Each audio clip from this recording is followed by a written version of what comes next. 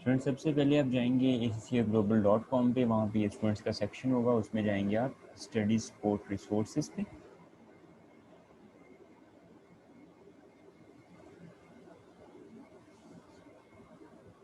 उसमें आप जाएंगे ACCA क्वालिफिकेशन पे।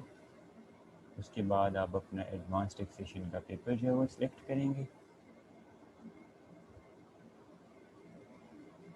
और उसके बाद आप नीचे आएंगे तो यहाँ पे ऑप्शन आ रहा है कंप्यूटर बेस्ड एग्ज़ाम्स का। इस पर क्लिक करके और जब आप नीचे आएंगे तो यहाँ पे CBE प्रैक्टिस क्वेश्चन के नाम से ये जो ऑप्शन है CBE practice question, CBE practice platform पे जाएंगे आप। तो यहाँ पे आपसे वेरिएंट पूछेगा, तो स्टूडेंट्स यहाँ पे आप उसको वेरिएंट सेलेक्ट करेंगे, यहाँ पे यूके। और जैसे ही आप यूके सेलेक्ट करेंगे तो ये 4 आपके पास सैम्पल पेपर्स अवेलेबल हैं। राइट नाउ हम अटेम्प्ट करेंगे दिसंबर 18।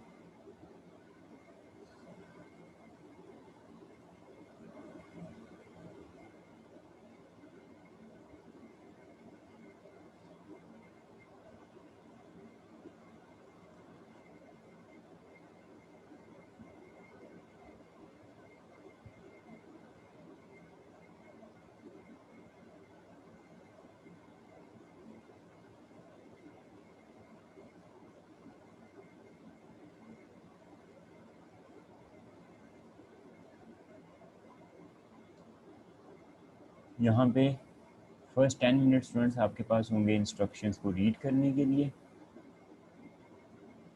अगर आप रीड करना चाह रहे हैं वेल एंड गुड, और अगर आप इंस्ट्रक्शन रीड नहीं करना चाह रहे तो आप नेक्स्ट नेक्स्ट प्रेस करते जाएंगे।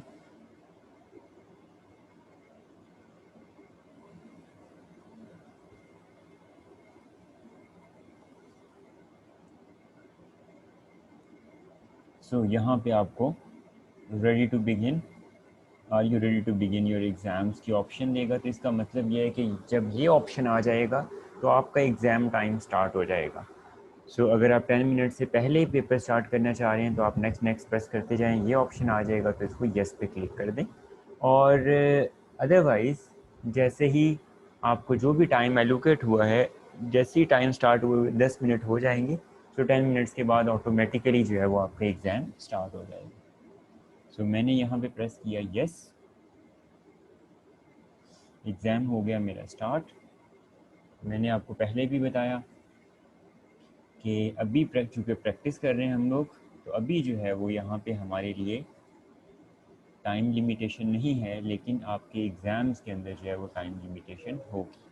सो अभी हम स्टूडेंट्स क्वेश्चन अटैम्प्ट करने जा रहे हैं, क्वेश्चन नंबर 4। हमेशा मैंने आपको रिकमेंड करता हूँ कि एग्ज़ाम में बी पार्ट हमेशा पहले अटैम्प्ट किया करें। सो बी पार्ट का क्वेश्चन नंबर 4 अटैम्प्ट करने जा रहे हैं हम लोग, और देखते हैं कि हम किस तरह से जो है वो इस क्वेश्चन को अटैम्प्ट कर सकते हैं थ्रू कंप्यूटर बेस्ड एग्जाम्स। तो स्टूडेंट्स एज़ यूजुअल सबसे पहले रिक्वायरमेंट पे हम क्लिक करेंगे और सबसे पहले हम पढ़ेंगे रिक्वायरमेंट्स।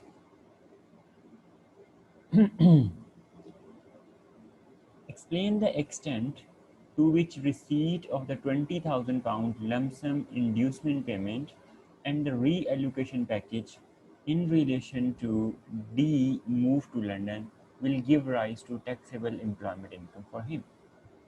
सो बेसिकली एक जो है ना एम्प्लॉई है, उसको एक तो £20,000 जो है ना उन्होंने प्रोवाइड किए एज एन इंड्यूसमेंट पेमेंट, और सेकेंडली उसको जो है ना घर चेंज करने के लिए उन्होंने कुछ पेमेंट किया है। तो स्टूडेंट्स आप सभी को पता है, हमने एम्प्लॉयमेंट इनकम में एक चीज़ पढ़ी थी, रीलोकेशन पेमेंट।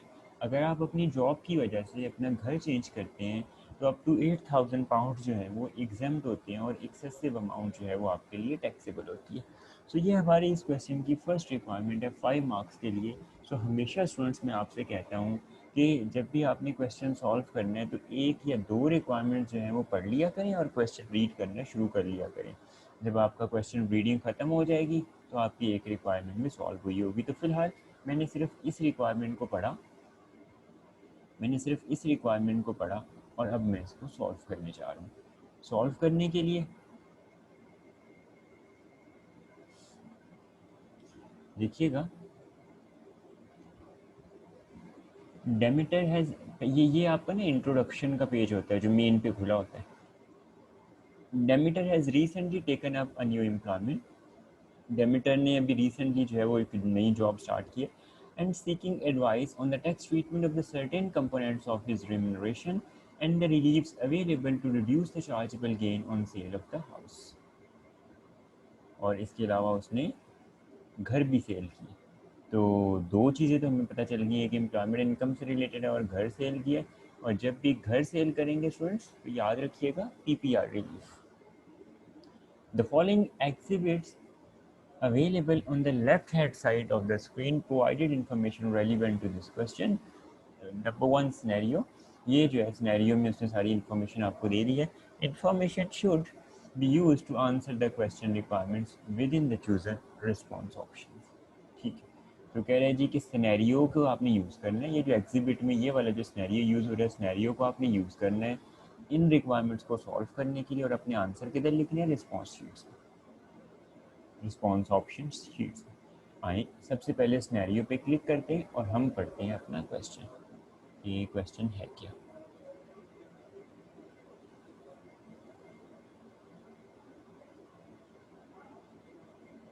सो आप जो है वो अपनी मर्ज़ी के मुताबिक ये जो शीट्स हैं इनको एडजस्ट कर सकते हैं।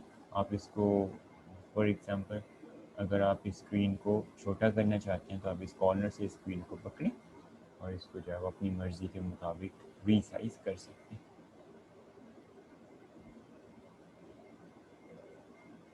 सो ये मैंने किया इसको रीसाइज और मैं इसको ले गया एक साइड पे। और साथ के साथ ही क्योंकि एक रिक्वायरमेंट मैं पढ़ चुका हूँ, और रिक्वायरमेंट मेरी क्या है कि मैं एम्प्लॉयमेंट इनकम से रिलेटेड इन्फॉर्मेशन चाहिए। अगर आप रिक्वायरमेंट को करें कॉपी, और अभी जो है ना हम इधर से खोलते हैं वर्ड प्रोसेसर।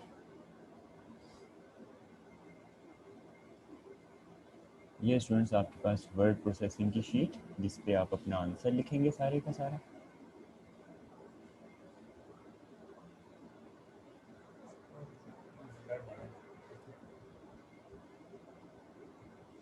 ये एक साइड के ऊपर खुलेगी। तो अगर जो है ना वो आप यहाँ पे टॉप के ऊपर आके आप जो है वो इधर से रिक्वायरमेंट को करें कॉपी,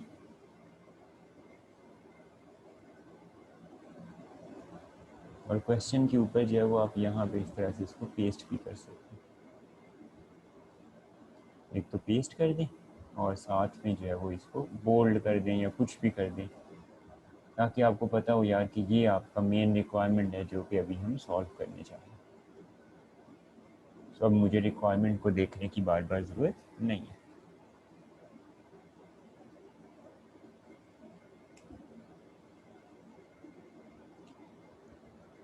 आइए क्वेश्चन रीड करते हैं। डेमिटर इज रेजिडेंट एंड डोमिसाइल। डेमिटर जो है वो यूके, पता नहीं बंदा या बंदी है जो भी है, डेमिटर जो है वो यूके की रेजिडेंट भी है और यूके की डोमिसाइल भी।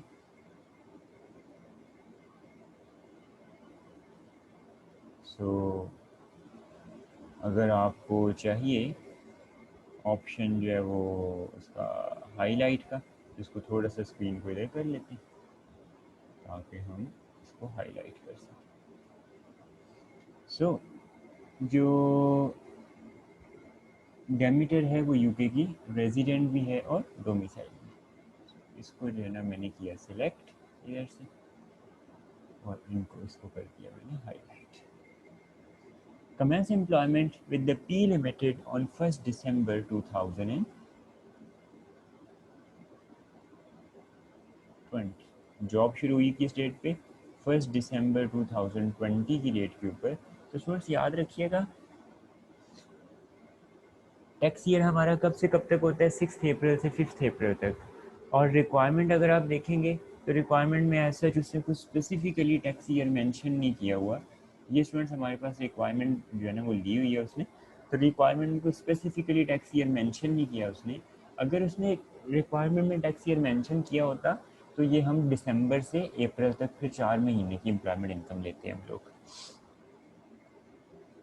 will have no source of income other than from P Limited in all relevant future years. So उसकी इनकम सिर्फ और सिर्फ इस कंपनी से आ रही है, P Limited से. Will be a higher rate taxpayer. उसने उसकी एग्जैक्ट इनकम नहीं बताई, लेकिन उसने हमें ये बता दिया है कि ये हायर रेट टैक्स पेयर है. तो अगर इसकी नॉन सेविंग इनकम है जस्ट, तो उसके ऊपर इनकम टैक्स का रेट लगेगा 40%. Has relocated to London from Manchester, a city more than 150 kilometres north London, to take up this employment. इस जॉब की वजह से उसने अपना घर चेंज किया. तो अगर आप अपनी जॉब की वजह से घर चेंज करते हैं और उसके अगेंस्ट आपका एम्प्लॉयर को आपको कुछ पेमेंट देता है, तो उसमें से स्टूडेंट्स याद रखिएगा 8,000 पाउंड्स एग्जाम्प्ट होते हैं, रिमेनिंग अमाउंट जो है वो टैक्सेबल होती है. Demeter will receive annual salary of 130,000 pounds. लीजिए, एनुअल सैलरी कितनी है उसकी? 1,30,000 pounds.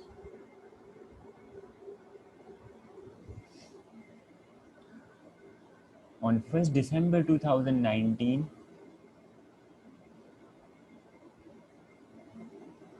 on 1st December 2020, P Limited made a one-off lump sum payment of 20,000 pounds to Demeter as an inducement to take the employment with the company.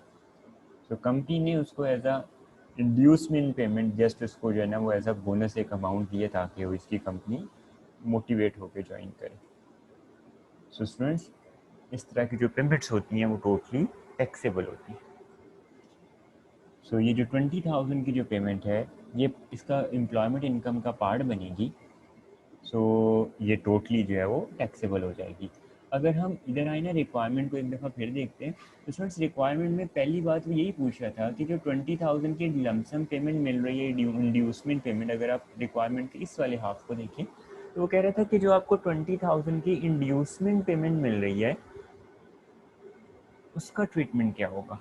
तो हम यहाँ पे अगर इसका आंसर लिखते हैं तो सबसे पहले हम लिख लेते हैं इंड्यूसमेंट पेमेंट ऑफ, और यहाँ पे आके मैंने डालना है सिंबल पाउंड का साइन, क्लिक किया और इंसर्ट कर दिया. इसको बेशक जो है ना वो एक ही दफ़ा यहाँ से कर लें कॉपी, ताकि अब पाउंड का साइन आपको दोबारा से जो है वो पेस्ट करना पड़े तो सिंपल कंट्रोल V से आप पेस्ट कर दीजिए. तो इंड्यूसमेंट पेमेंट ऑफ 20,000 पाउंड्स, इसको इधर से कर दें बोल्ड. अब हम डिस्कशन किसकी करने जा रहे हैं कि जो इसको इंड्यूसमेंट पेमेंट मिल रही है 20,000 पाउंड्स की, तो उसका ट्रीटमेंट क्या होगा. स्टूडेंट्स, आप सिंपली लिखेंगे इंड्यूसमेंट पेमेंट जो इसको मिल रही है,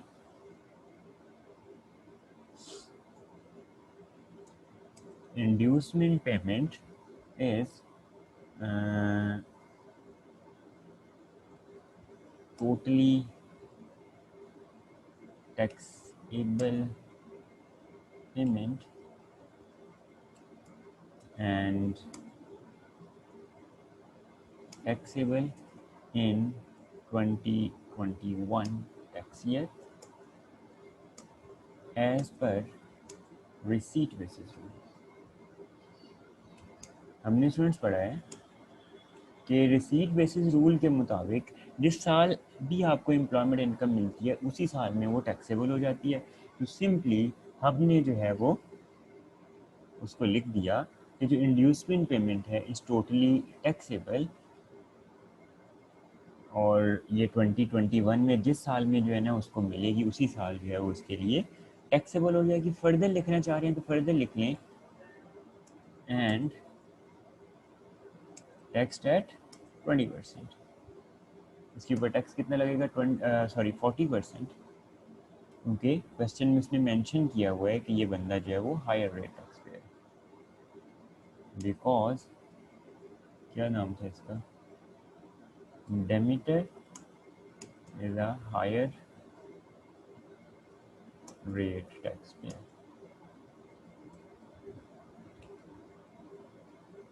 दैट्स इट. क्योंकि जो डेमिटर है वो हायर रेट टैक्स पेयर है, इस वजह से जो है ये टोटली अमाउंट जो है वो टैक्सेबल हो जाएगी और इसके ऊपर इसको टैक्स देना पड़ेगा 40%. सो ये स्टूडेंट्स इस रिक्वायरमेंट का पहला हाफ था. आगे पढ़ लेते। इसके अलावा सेकंड उसमें क्या पूछा था, हुआ है रीलोकेशन पेमेंट।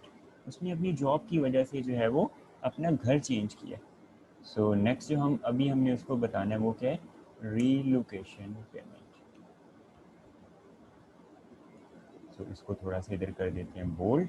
प्रेजेंटेशन का थोड़ा सा ख्याल रखिएगा, बोल्ड करना है बोल्ड कर दें, अंडरलाइन भी साथ में करना है तो अंडरलाइन भी कर दें, अदरवाइज बोल्ड ही काफ़ी।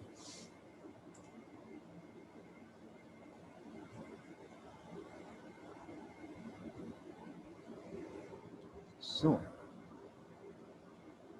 नेक्स्ट अभी हम जो है ना वो डिस्कस करने जा रहे हैं रीलोकेशन पेमेंट्स।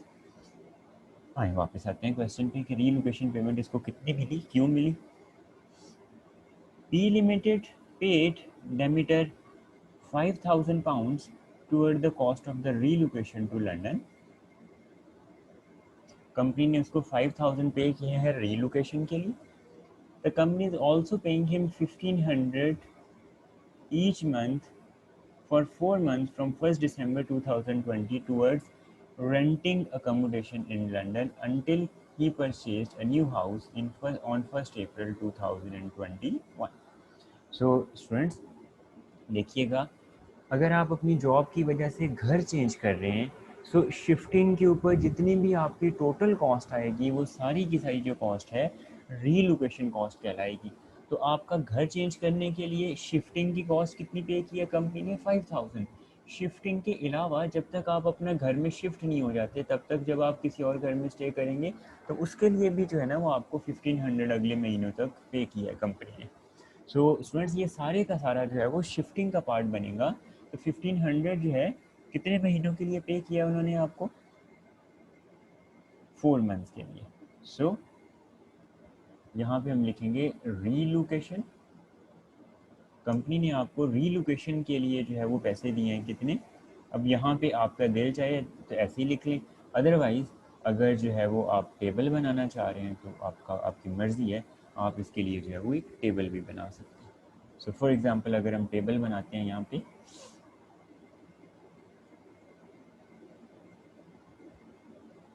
नहीं एक छोटा सा जो है वो यहाँ पे हम टेबल इंसर्ट करके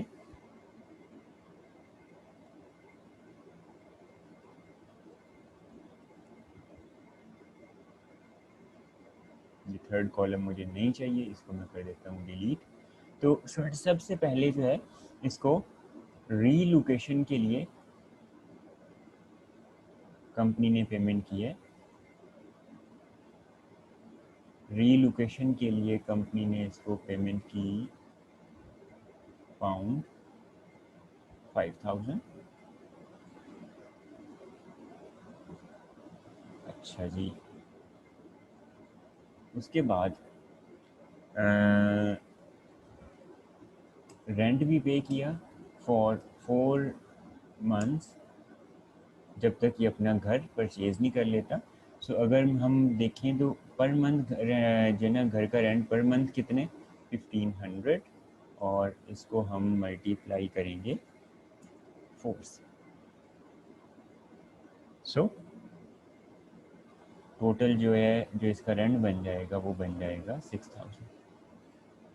इसका मतलब है घर चेंज करने की वजह से रीलोकेशन कॉस्ट जो इसको टोटल पे करना है, टोटल रीलोकेशन कॉस्ट जो कंपनी ने पे किया है घर चेंज करने के लिए, दैट इज़ 11,000। इसमें से एग्जाम्प्ट कितनी है, 8,000 पाउंड्स।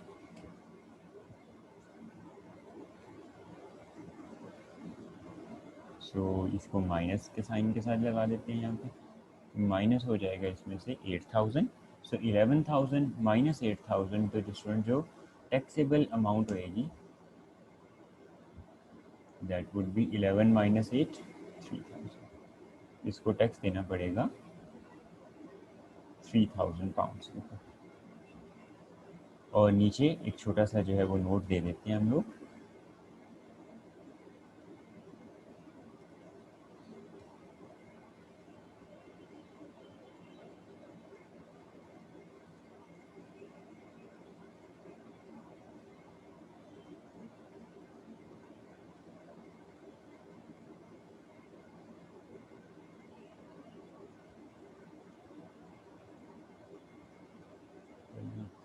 यहाँ पे रीलोकेशन कॉस्ट को थोड़ा सा एक्सप्लेन कर देते हैं.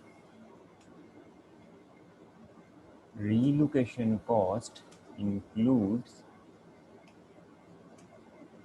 all costs of shifting home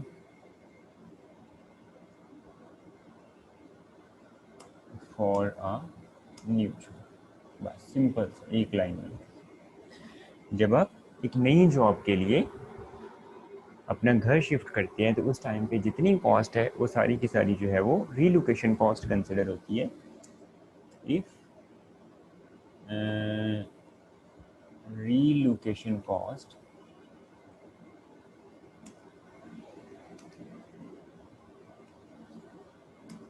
is reimbursed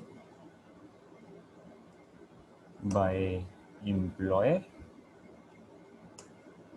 then it will be exempt up to 8,000 pounds.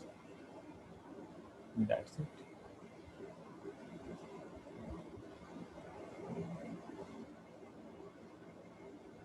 So ये हो गया हमारा रीलोकेशन कॉस्ट वाला पोर्शन. रीलोकेशन कॉस्ट जो है नीचे देखते हैं. फर्दर कोई इन्फॉर्मेशन तो नहीं उसने दी हुई. On 1 December 2020 Demeter was granted a share options in T Limited unapproved share schemes. Company ने इसको शेयर स्कीम्स भी ऑफर किए, that is unapproved share schemes. From 6 April 2021, Demeter will participate in the P Limited's approved occupational pension scheme. ये जो है वो occupational pension scheme के अंदर भी कंट्रीब्यूट करेगा, लेकिन फॉर द टाइम बिंग हमारी जो रिक्वायरमेंट है वो ना शेयर्स हैं और ना ही है. लेकिन हमें पता चल गया कि शेयर इंसेंटिव्स का जो है वो शेयर इंसेंटिव या शेयर बल्कि शेयर ऑप्शंस है. इसमें शेयर ऑप्शंस की भी रिक्वायरमेंट है और पेंशन की भी रिक्वायरमेंट है. रीलोकेशन की थोड़ी सी और डिटेल बता रहे हैं हमें. डेमिटर incurred the cost of relocation to London of 6,000 pounds. जो उसकी शिफ्टिंग की कॉस्ट है वो एक्चुअल कॉस्ट की वो डिटेल बता रहे हैं. एक्चुअल कॉस्ट कितनी है? 6,000. This amount include state agent of 2,800. So shifting की जितनी भी कॉस्ट है, चाहे वो स्टेट एजेंट की है, ट्रांसपोर्ट की है, जो भी है, in connection with the sale of the house in Manchester on 31st of October 2020. Demeter signed a 4-month lease for a flat in London from 1st December 2020 at a monthly rent of 1,700 pounds. ये total उसकी cost है. Actual cost कितनी है? Basically उसकी 1,700 per month वो contribute करेगा 4 months तक. तो 1,700 इंटू 4 ये और plus 6,000, this is actual cost. So लेकिन हमें एक्चुअल कॉस्ट से कोई कंसर्न ही नहीं है. हमें तो 8,000, हमें सिर्फ दो चीज़ों से कंसर्न है कि एम्प्लॉयर ने relocation cost paid by employer, कि आपके एम्प्लॉयर ने रीलोकेशन कॉस्ट जो है वो कितनी पे किया आपको. हमें एक इस चीज़ से कंसर्न है. सेकेंडली हमें जिस चीज़ से कंसर्न है वो ये है कि भैया 8,000 से ज़्यादा पे किया या कम. अगर 8,000 से जो है वो ज़्यादा पे की है, अगर 8,000 से कम पे किया तो टोटली एग्जाम. लेकिन अगर 8,000 से ज़्यादा पे किया आपके एम्प्लॉयर ने तो उस केस के अंदर जो है 8,000 एग्जाम होगा और एक्सेसिव अमाउंट जो है वो टैक्सेबल हो जाएगा.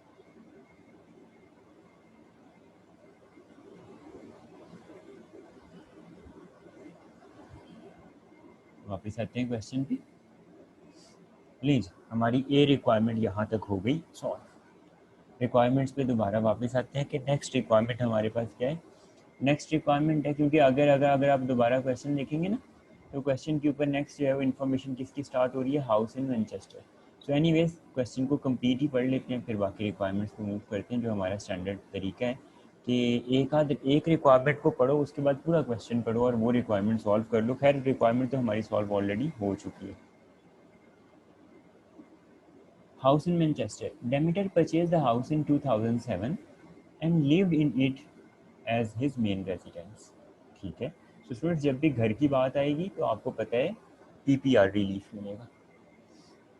Demeter let the top floor of the house, comprising 30% of the total house, to tenants from 1st May 2009 to 31st October 2020. ठीक है, सो ये वाला जो पोर्शन है ना, इसमें क्या हुआ है कि ग्राउंड फ्लोर पे वो खुद रह रहा है या रह रही है, और जो फर्स्ट फ्लोर है या टॉप फ्लोर जो है वो उसने रेंट आउट किया हुआ है, और जो पोर्शन इसने रेंट आउट किया हुआ है स्टूडेंट्स, वो घर का कितने परसेंट है? 30%। याद रखना है आपने ये बात।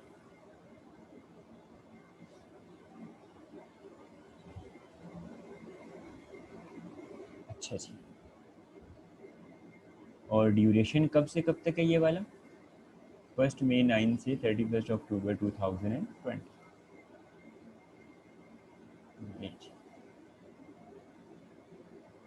Demeter continued to occupy the remaining of the house as his main residence until 31st October 2020.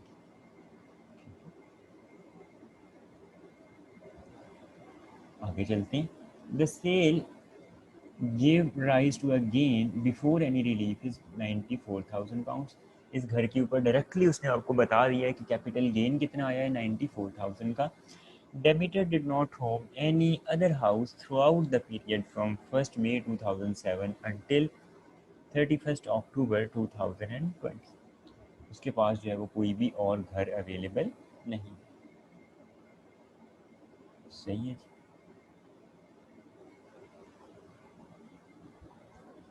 इसको सॉल्व आगे बाकी रिक्वायरमेंट भी पढ़ते हैं। तो यहाँ पे हमें क्या मिला है? सिर्फ उसने ड्यूरेशन बता दिए कि कितना कितना टाइम वो घर में रहा है, और गेन बता दिया है कि 94,000 का उसका गेन है। एंड पे बता रहा है डेमिटर पेंशन कंट्रीब्यूशन, इस बंदे ने कुछ पेंशन में भी कंट्रीब्यूशंस किए हैं। Demeter has made tax allowance contribution of 40,000 pound to personal pension plan for the last 5 years. Important बात है, लास्ट 5 years से हर साल इसने पेंशन में कंट्रीब्यूट किए हैं कितनी अमाउंट? 40,000। और हर साल की एनुअल लिमिट भी कितनी होती है स्टूडेंट्स? 40,000। इसका मतलब है पेंशन की जो 40,000 की लिमिट है वो उसकी पिछले सालों की सारी कंज्यूम हो चुकी है। For the tax year 21-22, P Limited will contribute an amount equal to 10% of the annual salary. अब 21-22 में इसका एम्प्लॉयर भी पेंशन में कंट्रीब्यूट कर रहा है, और वो कितनी अमाउंट कंट्रीब्यूट कर रहा है इसका एम्प्लॉयर? इसकी सैलरी का 10%। और अगर आप क्वेश्चन के प्रीवियस पेज पे जाएं, इसकी सैलरी कितनी थी? स्टार्ट में उसने बताया हुआ था, ये देखिएगा 1,30,000 इसकी सैलरी थी। इसका मतलब ये है 10% अगर हम लेंगे तो इसका एम्प्लॉयर इसकी पेंशन में कंट्रीब्यूट करेगा 13,000 पाउंड्स। सो ये इसका एम्प्लॉयर इसकी पेंशन में कंट्रीब्यूट करने जा रहा है 10% of salary. Demeter will make no contribution to P Limited's occupational pension scheme. तो जो डेमिटर है वो पर्सनल पेंशन में कोई भी कंट्रीब्यूट नहीं करेगा। तो इस साल जो है वो सिर्फ और सिर्फ एम्प्लॉयर का कंट्रीब्यूशन है 21-22 में। इस साल जो है वो डेमिटर जो एम्प्लॉय है वो पेंशन में खुद कुछ कंट्रीब्यूट नहीं कर रहा। आगे चलते हैं। शेयर ऑप्शन स्कीम्स एंड पे बता रहे हैं शेयर ऑप्शन स्कीम्स के बारे में। On 1 December 2020 P limited granted Demeter options over 3,000 shares.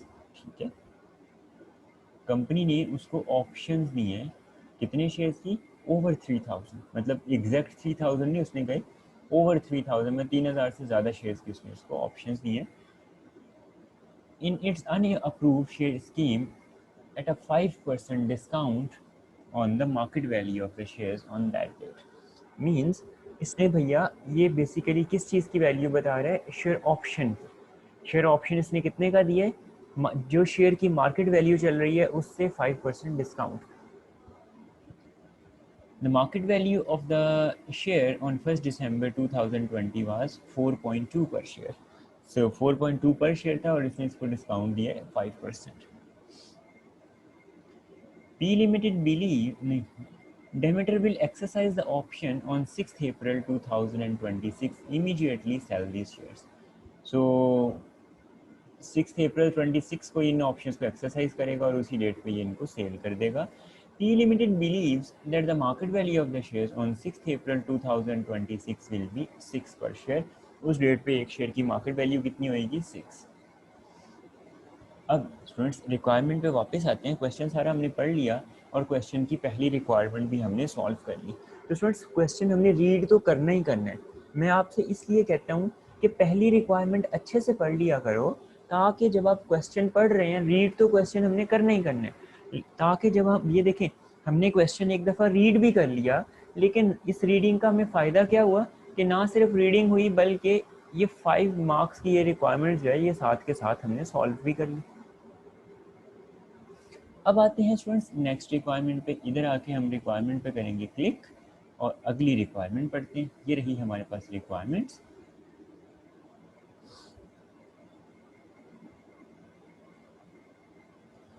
ये रही हमारे पास रिक्वायरमेंट्स। बी रिक्वायरमेंट है identify and calculate with brief explanation the relief available to Demeter to reduce the chargeable gain of £94,000 on the sale of this house on 31st October 2026 marks. ये requirement है कि भैया घर को cell करने के ऊपर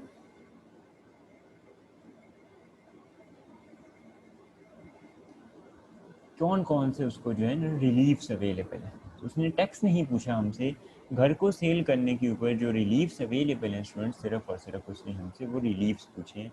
सो यहाँ पे मैंने कॉपी किया मैंने रिक्वायरमेंट को, यहाँ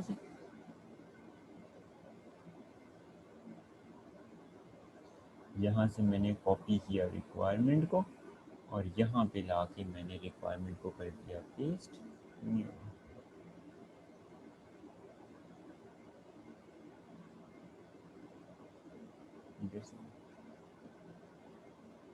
कीबोर्ड से हो रही है।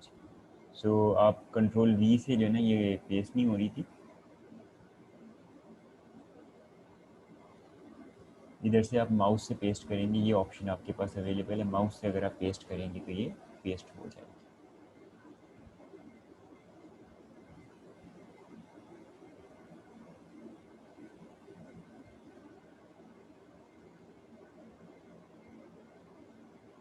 इसको हम कर देते हैं बोल्ड। ये स्टूडेंट्स हमारे पास रिक्वायरमेंट, इसको हमने करना है सॉल्व।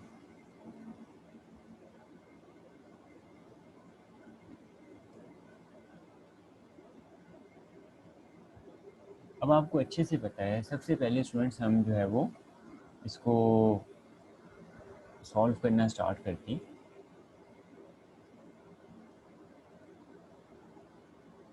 और इसको हम स्टार्ट करेंगे as the house is main residence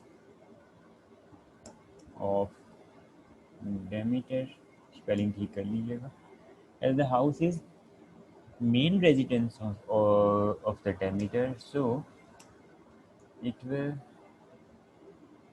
qualify for PPR relief। इसको मैं कैपिटल में लिख देता हूँ, लेकिन स्टूडेंट्स आप लोग ट्राई किया करें कि आप इस तरह के जो शॉर्टकट्स हैं उसको अवॉइड ही कर दें। As the house is a main residence of the Demeter, so it will qualify for PPR relief, and due to rental period during the ownership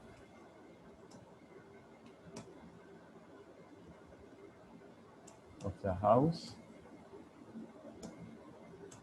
it will also qualify for letting in।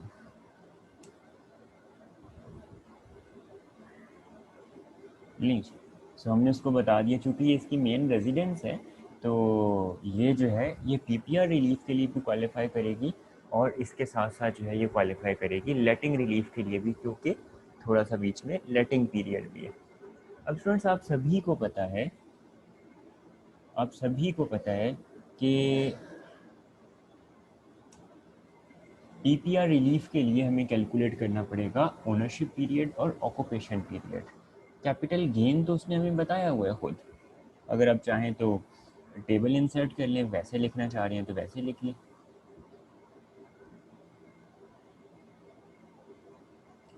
So capital gain है, मैं table insert कर लेता हूँ।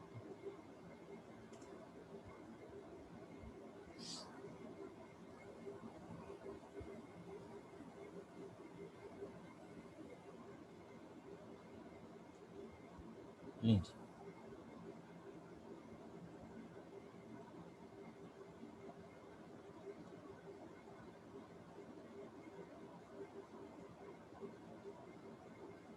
Students इस घर के ऊपर capital gain है, जो कि उसने क्वेश्चन में स्टूडेंट्स आपको खुद बताया हुआ है। आइए वापस चलते हैं क्वेश्चन के ऊपर, और क्वेश्चन के प्रीवियस पेज के ऊपर उसने आपको बताया हुआ है कि जो घर उसने सेल किया है उसके ऊपर हमें गेन कितना आया, 94,000 का, ये मेंशन किया हुआ है इसमें। ये रहा। तो घर को सेल करने के ऊपर हमें गेन आया 94,000,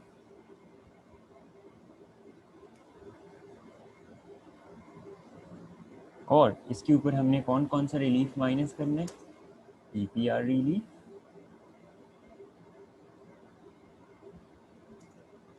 जो कि हम यहाँ पे लिख देंगे सी बिलो।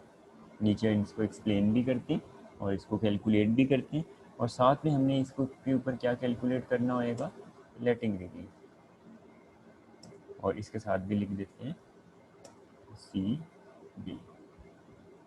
आइए नीचे चलते हैं। सबसे पहले हम बात करते हैं पीपीआर रिलीफ की, और इसको कर देते हैं bold. PPR relief, in order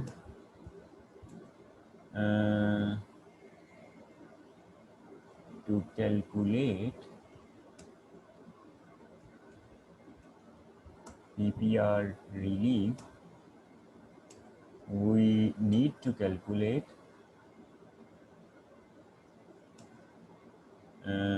occupation period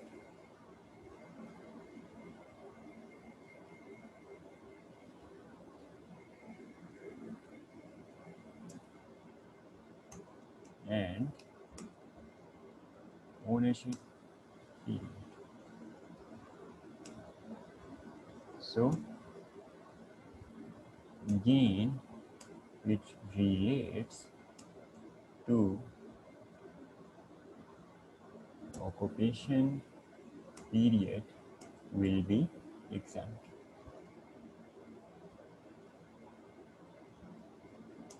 Furthermore,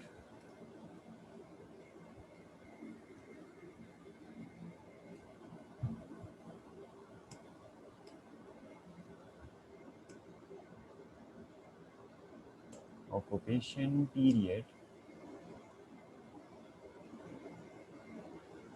consists of actual occupation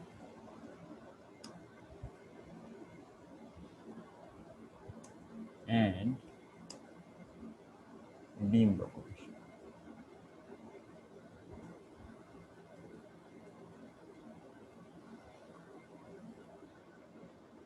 लीजिए, आइए अब कैलकुलेट करते हैं हमारी जो स्टैंडर्डाइज वर्किंग है, जिस तरह से मैंने आपको सिखाया हुआ है स्टूडेंट्स। हमने पहला कॉलम बनाना होएगा ड्यूरेशन का, दूसरा कॉलम हमने बनाना होएगा टोटल का, तीसरा कॉलम हमने बनाना होएगा ऑक्यूपेशन का, और चौथा कॉलम हमने बनाना होएगा रीज़न का। तो हमें इसके लिए तकरीबन 4 कॉलम चाहिए होते हैं। पहला कॉलम है ड्यूरेशन, दूसरा कॉलम हमारे पास होएगा टोटल का, टोटल मंथ्स, थर्ड कॉलम हमारे पास होएगा ऑक्यूपेशन मंथ, और फोर्थ कॉलम स्टूडेंट्स हमारे पास होएगा reason of reason for occupation. कि अगर हम इसको ऑक्यूपेशन डिक्लेयर कर रहे हैं तो क्यों कर रहे हैं। सो ये जो है ना हमारे पास 4 कॉलम्स होंगे, इसको कर देते हैं इधर से बोल्ड ताकि पता चल जाए कि ये हेडिंग है।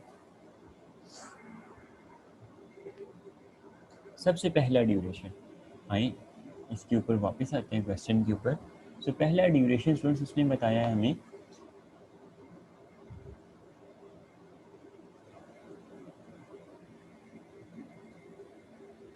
परचेज कब किया उसने, 1 मई 2007 को, ये उसकी है घर की परचेज डेट। सो घर उसने परचेज किया है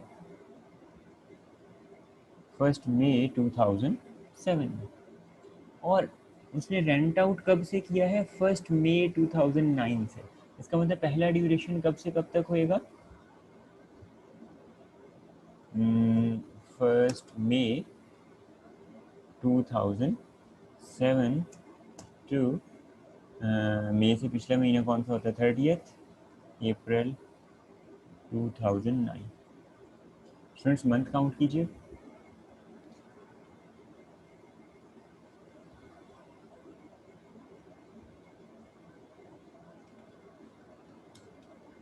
फर्स्ट मई 2000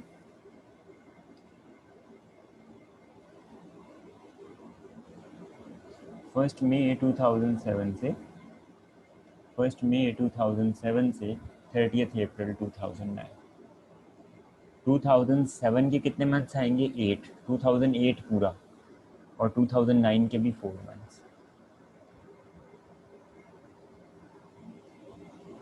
और ये मेरा ख्याल है कि कुल मिला के टोटल बनेंगे 24 मंथ्स। देखिए ना, 2007 के मई से दिसंबर तक कितने महीने बनते हैं, 8। 2007 के 8 मंथ्स, 2008 पूरा, 2009 के 4। सो ये टोटल बनेंगे 24 मंथ्स, और ये 24 के 24 जो है वो आएंगे ऑक्यूपेशन में। और उसकी रीज़न क्या है, क्यों हम इसको ऑक्यूपेशन में लिख रहे हैं, क्योंकि भैया ये है एक्चुअल ऑक्यूपेशन। आगे चलते हैं फ्रेंड्स, नेक्स्ट ड्यूरेशन जो उसने हमें बताया हुआ है, जिसमें उसने घर को रेंट आउट भी किया। अगर आप क्वेश्चन देखेंगे तो ये देखें, 1 मई 1909 से 31 अक्टूबर 2020। तो ये ड्यूरेशन पहले तो लिखते हैं, 1 मई 2009 to 31 October 2020। मंथ काउंट करें।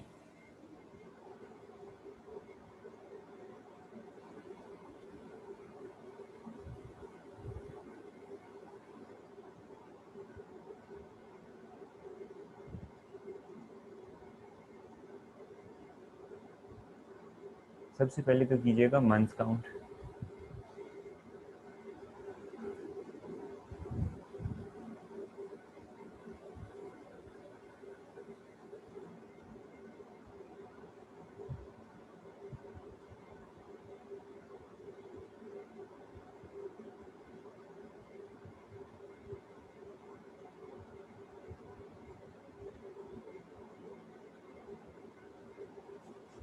मैं कर दूं,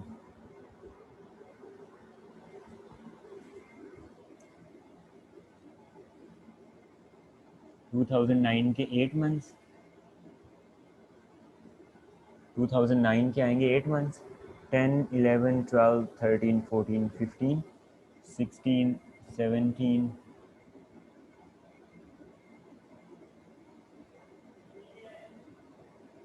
18, 19,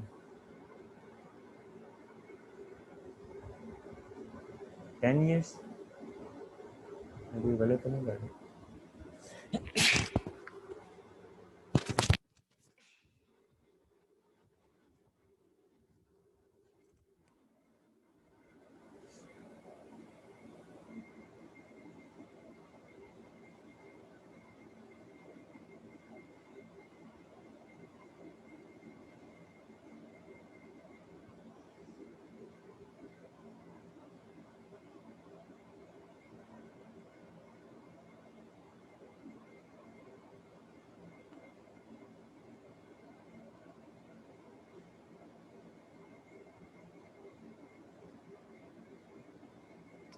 138 की बात है। प्लीज मैं आप लोगों के कहने पे 138 लिख रहा हूँ यहाँ।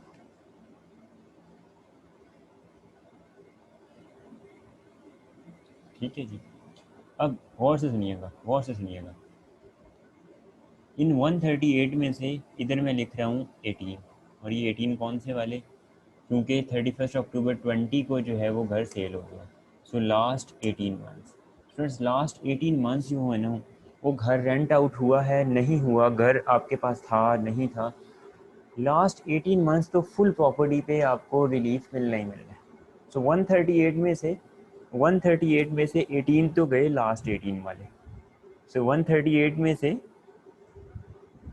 18 निकालें, बाकी कितने बचे?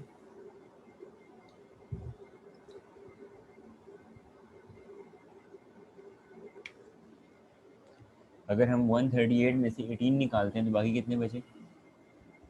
120।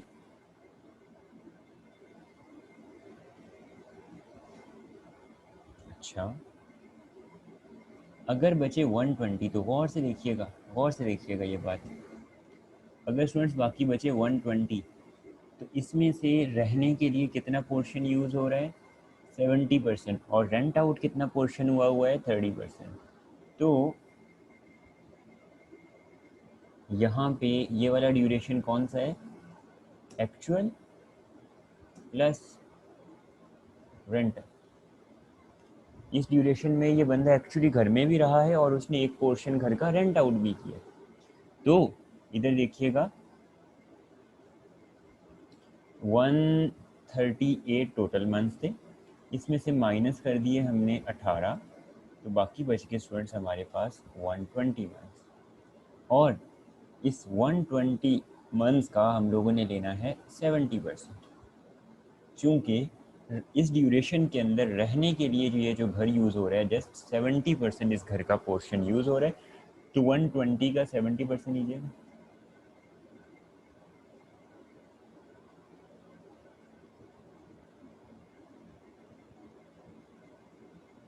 Answer is 84।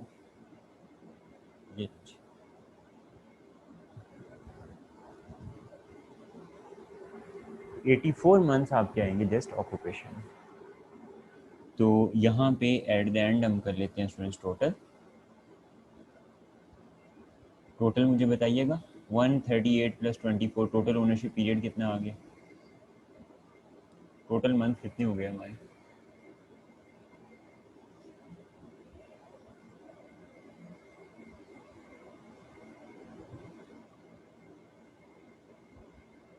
162। Okay, 162 total months हो गए। और मुझे बताएं ऑक्यूपेशन में कितने आ रहे हैं? 126। लेट, अब हम कैलकुलेट अगर करना चाहें तो पीपीआर रिलीफ, सो वो कोई इतनी बड़ी साइंस अब नहीं है।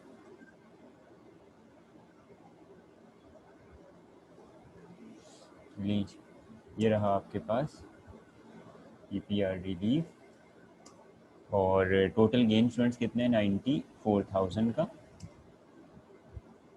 मल्टीप्लाइड बाय 126 और डिवाइडेड बाय 162। जल्दी से मुझे बता दीजिएगा। अब ये वाली जो कैलकुलेशन है, अगर आप लोगों का हाथ सेट है एक्सेल पे, तो स्टूडेंट्स आप क्या कर सकते थे, अगर आपका एक्सेल आपको अच्छा आता है तो आप सिंपली क्या कर सकते थे कि सिर्फ यहाँ पे लिखते, यहाँ पे क्या लिखते, वर्किंग नंबर 1 पीपीआर रिलीफ, और ये सारा टेबल जो है वो स्प्रेडशीट पे बना देते, यहाँ पे सिर्फ वर्किंग रेफर कर देते।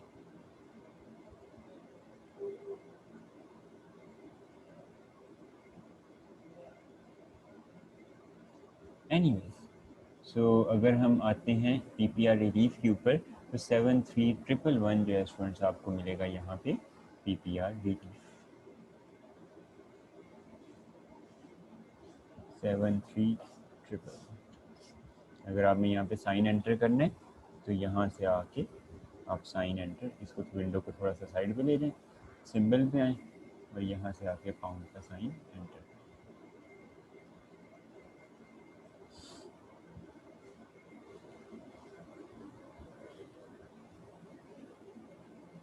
सो लें जी, पीपीआर रिलीफ स्टूडेंट्स हमें कितना मिल गया, -73,111। आगे चलते हैं। फिर उसके बाद हमारे पास रह गया लेटिंग रिलीफ, उसकी हेडिंग देते हैं नेक्स्ट आके।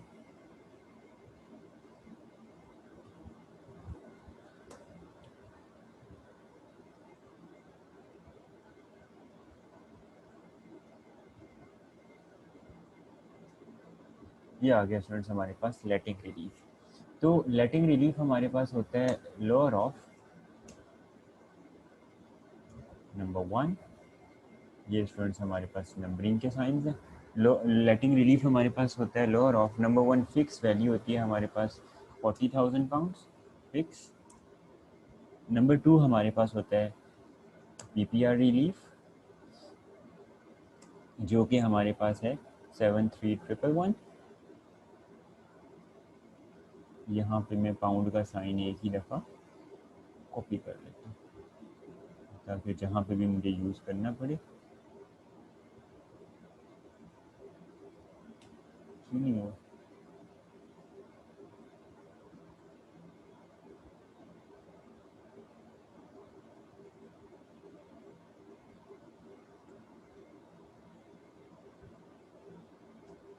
जहाँ भी मुझे पाउंड का साइन यूज़ करना पड़े, सिंपली मैं कंट्रोल V करता जाऊँ। और स्टूडेंट्स थर्ड ऑप्शन हमारे पास क्या होती है, gain of letting period. Students मुझे बता सकते हैं कि लेटिंग पीरियड कितने, ये देखिए ऊपर चलते हैं। 18 मंथ्स तो हमने कर दिए थे साइड पे, 18 मंथ्स तो हमने काउंट किया था कि हम पूरा टाइम घर पे रहे थे। 120 मंथ्स जो है वो घर रेंट आउट हुआ था। 120 मंथ्स में से हमने स्टूडेंट्स 84 मंथ्स जो है वो काउंट करवा लिए थे पीपीआर रिलीफ में, तो बाकी जो है वो हमारे पास लेटिंग पीरियड था। सो लेटिंग पीरियड हमारे पास कितना है, 120 का 30%,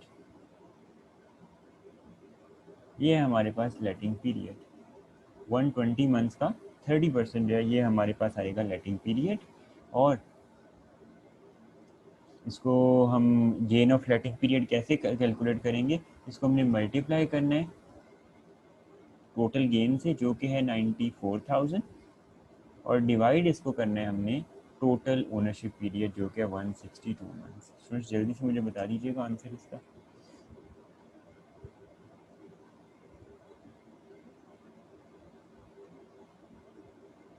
टू 20,889। ओके, 20,889, और वापस ऊपर आके इसको भी लिख दें। यहाँ पे लिखिएगा -20,889।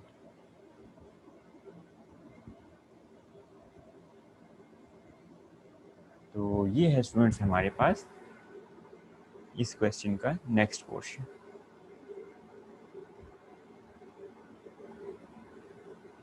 आगे चलते हैं, इसी क्वेश्चन की नेक्स्ट रिक्वायरमेंट को मूव करते हैं।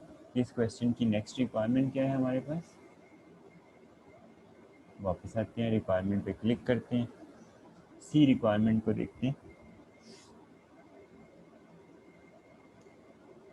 Explain with supporting calculations the tax consequences of Demeter participating into P Limited is approved occupational pension scheme for the tax year 2021-22।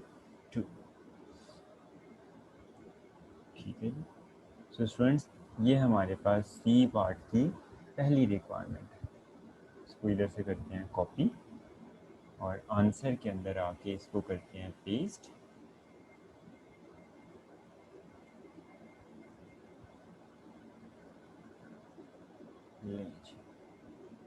इसके स्टार्ट में हम सी लिख लेते हैं।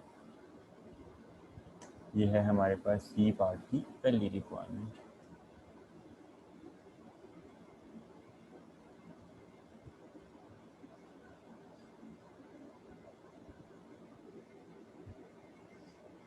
कि इसके एम्प्लॉयर ने जो इसकी पेंशन के अंदर कंट्रीब्यूट किया है उसकी टैक्स इम्प्लीकेशंस क्या हैं।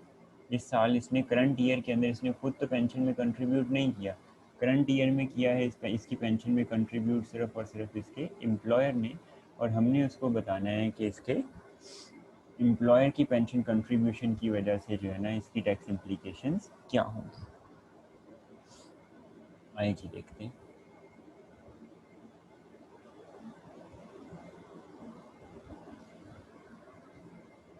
स्टूडेंट्स, ये रहा डाटा पेंशन कंट्रीब्यूशन का।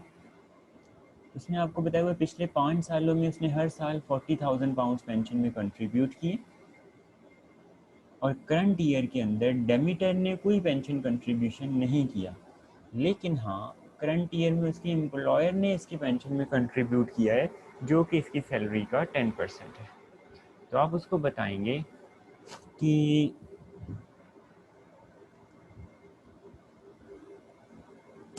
Pension contribution by employer is totally exempt. So by employer इधर ही लिख देते हैं, pension contribution by employer of, friends इसके एम्प्लॉयर ने कितना पेंशन में कंट्रीब्यूट किया, सैलरी का 10%, और इसकी सैलरी ऊपर उसने बताई हुई है कितनी है, 1,30,000, ये इसकी सैलरी है, और इसकी सैलरी का 10%।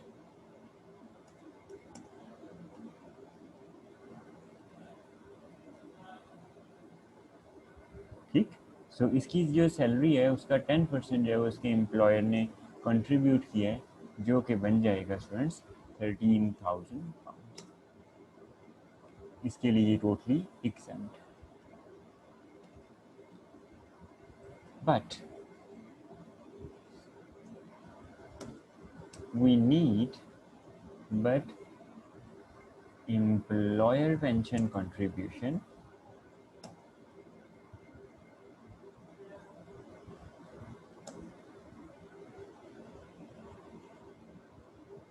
needs to be considered for annual limit of pension। Pension की जब हम एनुअल लिमिट कैलकुलेट करते हैं,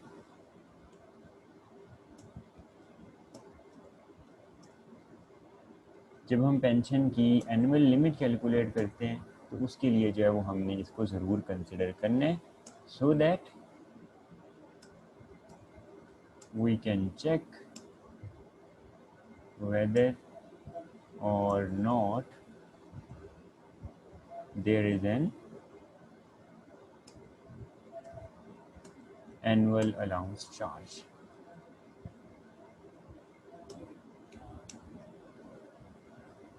हमने देखना है क्या इसका कोई एनुअल अलाउंस चार्ज तो नहीं। तो सबसे पहले स्टूडेंट्स पेंशन की एनुअल लिमिट कैलकुलेट करते हैं।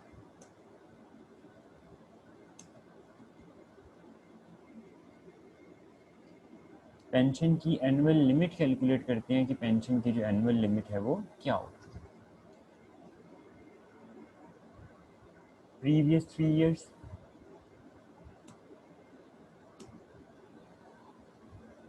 हम क्या करते हैं करंट ईयर की एनुअल लिमिट लेते हैं और उसमें पिछले 3 सालों की जो एनुअल लिमिट है उसको हम कर देते हैं ऐड।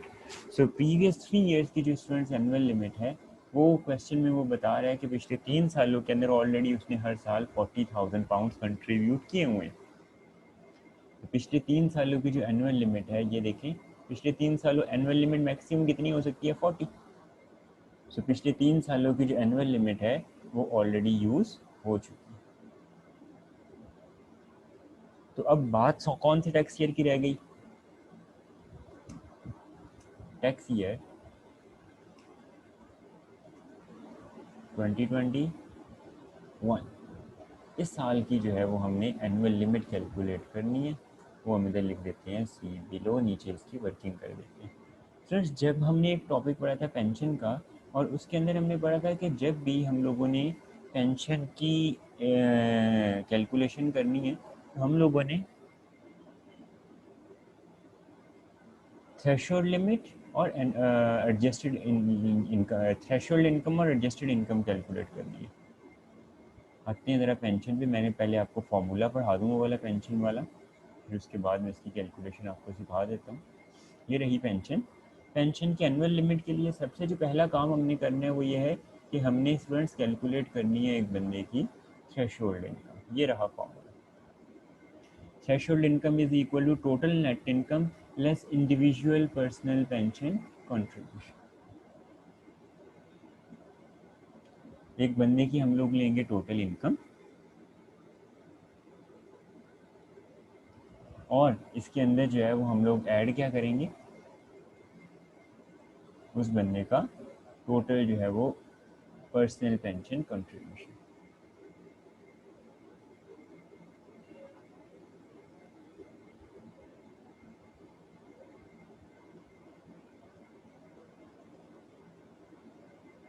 ठीक है, अगर हम देखें इस बंदे की इस क्वेश्चन में टोटल इनकम कितनी है,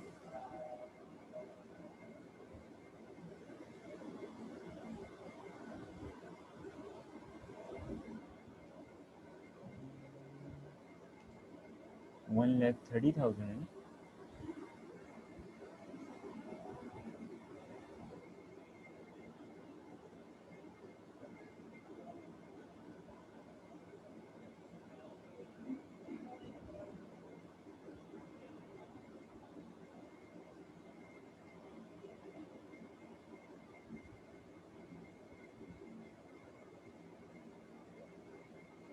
ये रही 1,30,000।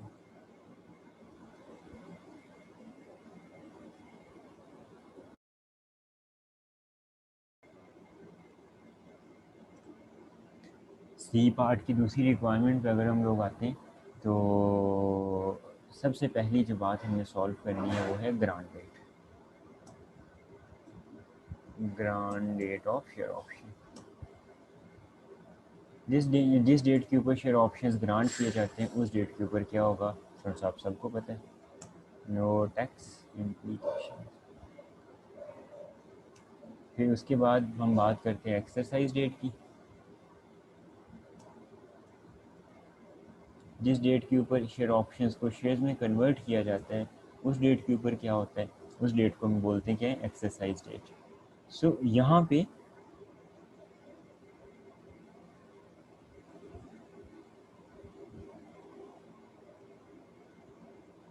अगर हम देखें कि एक्सरसाइज डेट क्या है इन शेयर्स की, Deem will exercise share option on 6th of April 26। हमारे पास यहाँ पे ग्रांट डेट है, एक्सरसाइज डेट है 6th of April 2026।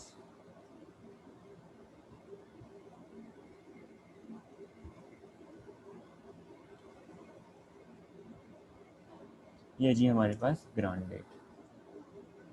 अब ग्रांट डेट के ऊपर जो है वो अगर हम अनअप्रूव्ड शेयर स्कीम्स को ऑपरेट कर रहे हैं तो अनअप्रूव्ड स्कीम के केस के अंदर एक्सरसाइज डेट के ऊपर क्या होता है, आई नोट से दिखा देता हूँ आपको।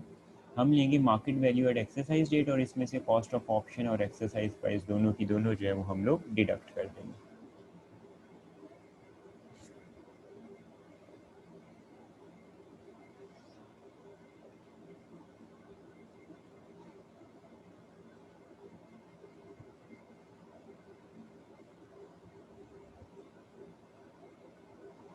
आइए देखते हैं कि उसको शेयर ऑप्शंस मिले कितने के।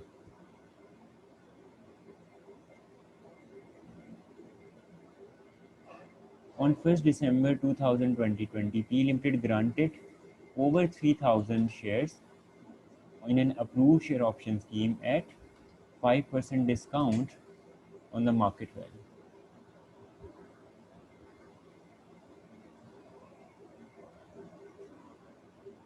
तो इसने इसको शेयर ऑप्शन दिए हैं, ये मेरा ख्याल एक्सरसाइज प्राइस रखी है उसने।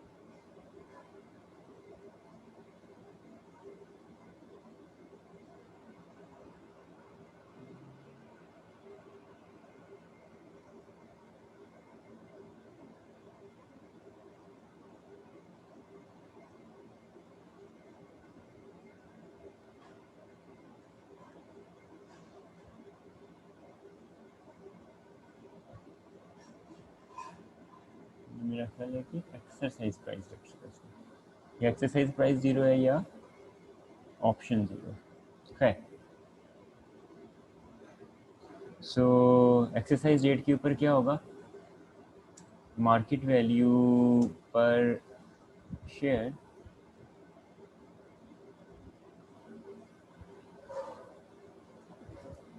एक्सरसाइज डेट क्या है, 6 अप्रैल 26। 6 अप्रैल 26 के ऊपर अगर स्टूडेंट्स आप देखेंगे यहाँ पे तो पर शेयर मार्केट वैल्यू कितनी है, 6 पाउंड। यहाँ पे फिर वंस अगेन एक टेबल इंसर्ट कर लेते हैं,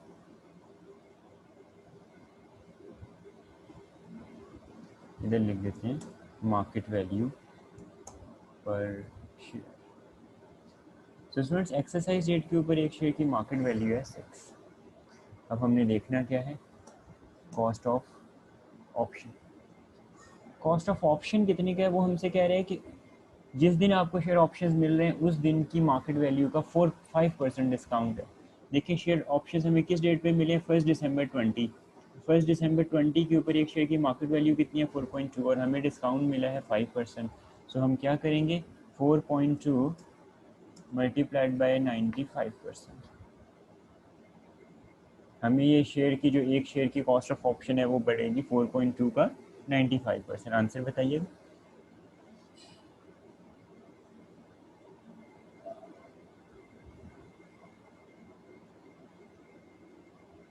3.99, ओके। सो माइनस हो जाएगी 3.99। ये हमने परचेज़ किए हैं शेयर ऑप्शन। एक्सरसाइज प्राइस उसने एज सच भी नहीं बताई, तो इसका मतलब है एक्सरसाइज प्राइस कोई है ही नहीं। हमने सिर्फ शेयर ऑप्शन की ही प्राइस पे करनी है और हमें शेयर्स मिल जाने। सो यहाँ पे ये हमारी एम्प्लॉयमेंट इनकम का पार्ट बनेगा, या एक सेकेंड रुकिएगा, बेनिफिट पर शेयर देख लेते हैं। बेनिफिट पर शेयर, सो 6 माइनस 3.99, आंसर बताइएगा मुझे।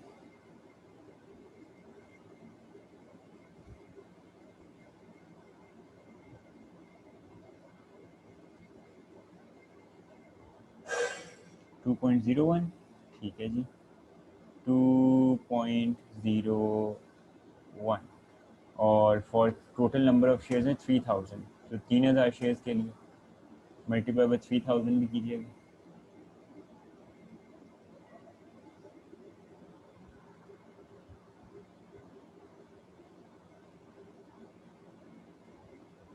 Six zero three zero, okay, 6030।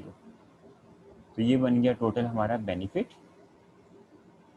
और इसके नीचे ऐड कर लेते हैं रॉ और एक, और यहाँ पे लिख देते हैं इनकम टैक्स। इस डेट के ऊपर इसको इनकम टैक्स कितना देना पड़ेगा, 40%,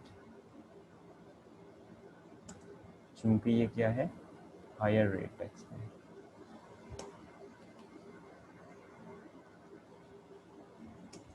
हायर रेट,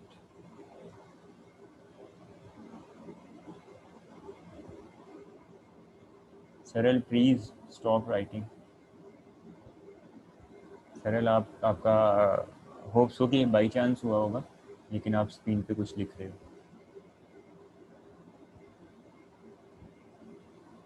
40% लीजिएगा इसका, 6030 का 40%, 2412। तो ये आपको जो है वो इनकम टैक्स देना पड़ेगा एक्सरसाइज डेट की।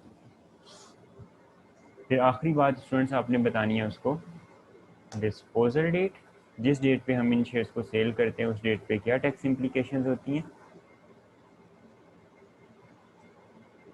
डिस्पोजल डेट के केस में भी हम जो है वो एक टेबल इंसर्ट करते हैं यहाँ पे,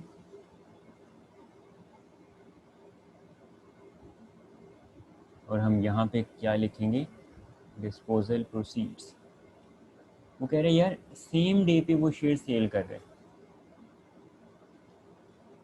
सेम डे पे। सेम डे का मतलब क्या है, 6 अप्रैल 26, सेम डे पे वो शेयर्स को सेल कर देते हैं। देखिएगा गेन लॉस हम कैसे कैलकुलेट करते हैं, disposal proceed minus market value at exercise date. अगर सेम डे पे वो भैया इन शेयर्स को सेल कर रहे हैं तो मार्केट वैल्यू तो 6 ही रहेगी, और आपके पास यहाँ पे जो market value at exercise date होएगी वो भी 6 है, तो गेन लॉस कितना आएगा? 0।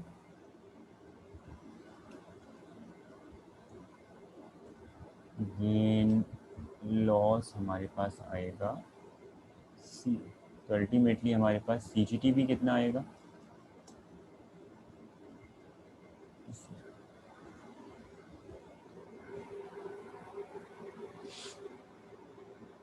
तो इस तरह से स्टूडेंट्स हमने इस क्वेश्चंस को सॉल्व करने।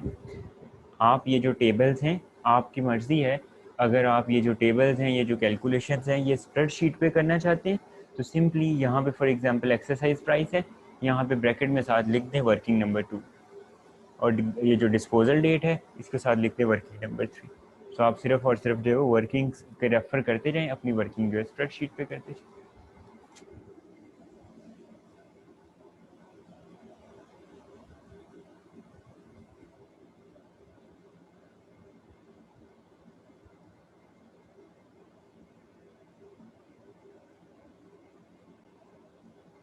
अगर मैं उस क्वेश्चन को कर देता हूँ बंद, तो उस क्वेश्चन को मैं बंद करके आ गया हूँ मैं क्वेश्चन नंबर 1 पे। यहाँ पे आके जो है ना मैंने नई स्प्रेडशीट खोल ली, इधर से मैंने जो है ना वर्ड शीट खोल ली, तो आप देखेंगे ये बिल्कुल एक नई वर्ड शीट आ गई। ये इस क्वेश्चन की जो है ना वो वर्ड प्रोसेसर की शीट है, रिस्पॉन्स शीट ये अलग है। तो इस पे हम काम करते रहे। अब चलते हैं वापस क्वेश्चन नंबर 4 पे। जब हम क्वेश्चन नंबर 4 के ऊपर आए, वर्ड प्रोसेसर की शीट हमने खोली, तो ये सारा कुछ हमारा एज इट इज़ पड़ा हुआ। इस शीट के ऊपर स्टूडेंट्स जब तक आप खुद कोई चीज़ डिलीट नहीं करेंगे, इस शीट से कोई भी चीज़ डिलीट नहीं होगी, ऑटो सेव।